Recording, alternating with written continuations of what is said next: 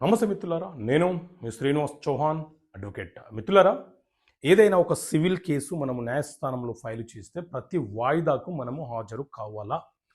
So మిత్రులారా, ఈ విషయం చాలామంది వివిధ రంగాలలో సెటిల్ అయిన వాళ్ళకు తెలియదు. సరే, మీ రంగాలలో మీకు నాలెడ్జ్ ఉండవచ్చు, కానీ మన జీవితంలో ఏదైనా ఒక సమస్య వస్తే చట్టపరమైనటువంటి అంశంతో ముడిపడినటువంటి సమస్య అయి ఉంటే మనము కనీస అవగాహన లేకపోతే చాలా ఇబ్బంది పడే అవకాశం ఉంటుంది. కాబట్టి ఈ విషయాన్ని మీరు తెలుసుకోవాల్సిందే. సో మిత్రులారా, సివిల్ కేసులు, క్రిమినల్ కేసులు అని రెండు రకాల కేసులు ఉంటాయి. సివిల్ కేసులు అనంటే ఏదైనా ఒక భూమి మీద వివాదము ఇతరులతో మనకు వచ్చినా, లేకపోతే మన కుటుంబంలో ఎవరైనా సృష్టించినా, లేదా మనం ఎవరికైనా అప్పులు ఇచ్చి అప్పులు వసూలు చేసుకునే క్రమంలో ఒక సమస్య ఏర్పడినా, లేదా ఎవరితోనైనా ఒక అగ్రిమెంటో కాంట్రాక్టో చేసుకున్న సందర్భాలలో ఒక వివాదం ఏర్పడినప్పుడు మనము డైరెక్ట్గా న్యాయస్థానములో ఒక సివిల్ సూటు, ఒక సివిల్ దావాను ఫైలు చేస్తాము.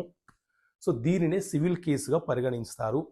ఈ సివిల్ దావా మనము ఫైల్ చేసినప్పుడు ప్రతి వాయిదాకు ఎవరైతే కేసు వేశారో ఆ వ్యక్తి కోర్టుకు హాజరు కావాల్సిన అవసరం లేదు.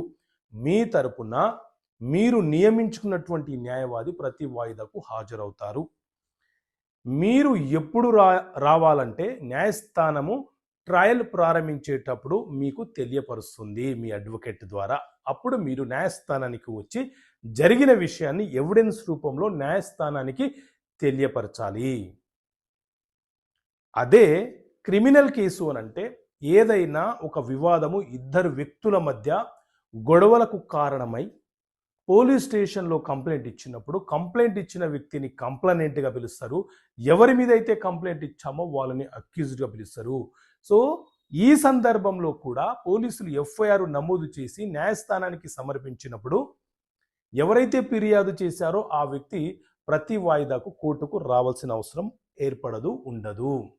ఎవరి మీదైతే మనం కంప్లైంట్ ఇచ్చామో అతను అక్యూజ్డ్ కాబట్టి అతను ఆ నేరం చేశాడా లేదా రుజువు చేసుకునే బాధ్యత అతని మీద ఉంటుంది. కాబట్టి ఆ కేసు కొట్టివేసేంత వరకు అతను ప్రతి వాయిదాకు న్యాయస్థానానికి హాజరు కావాల్సిందే. ఒకవేళ అతను కోర్టుకు హాజరు కాకపోతే న్యాయస్థానము అరెస్ట్ వారెంట్ జారీ చేసే అవకాశం ఉంటుంది. సో ఇవి క్రిమినల్ కేసులు. ఈ రకంగా సివిల్ కేసులు, క్రిమినల్ కేసులకు మధ్య ఉన్న తేడాను మీరు అర్థం చేసుకోగలిగితే మీకు సంబంధించిన సమస్యను మీరు పరిష్కరించుకునే అవకాశం ఉంటుంది. కాబట్టి చట్టపరమైనటువంటి అంశాల మీద కనీస అవగాహన ఉండాలనే ఉద్దేశంతో ఈ పుస్తకాన్ని మీ ముందుకు తీసుకొచ్చాను. సో ఈ పుస్తకం కావాలనుకుంటే ఇక్కడ కనిపిస్తున్న నెంబర్ కాల్ చేసి